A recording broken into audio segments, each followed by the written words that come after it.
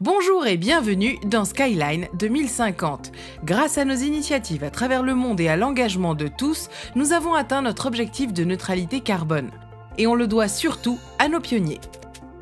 Retour en 2020 en France, près de Sorgues, sur les sites de Saint-Gobain-Weber et SEPR. C'est ici que le groupe produit respectivement des mortiers et des matériaux réfractaires.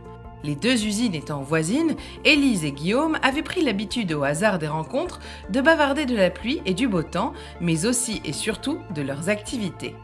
Un jour, au détour d'une de ces discussions, ils se rendirent compte d'une chose pour le moins surprenante. Non seulement Weber et SEPR utilisaient le même type de sable pour leur production, mais ils se fournissaient également au même endroit. C'est alors qu'une idée germa dans les cerveaux de nos deux collaborateurs. Pourquoi ne pas utiliser une partie des sables calcinés issus de la production des réfractaires de SEPR pour produire nos mortiers?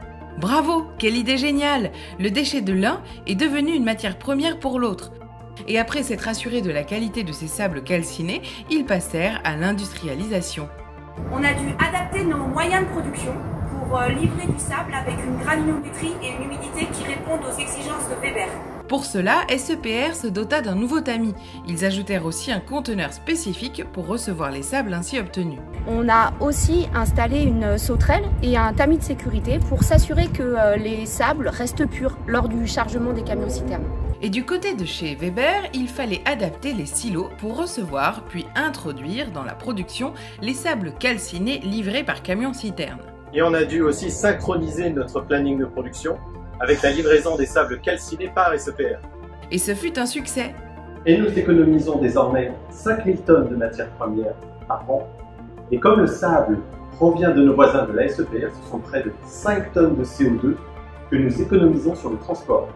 Voici un bel exemple d'un partenariat réussi. Rendez-vous prochainement dans Skyline 2050 pour découvrir de nouveaux pionniers.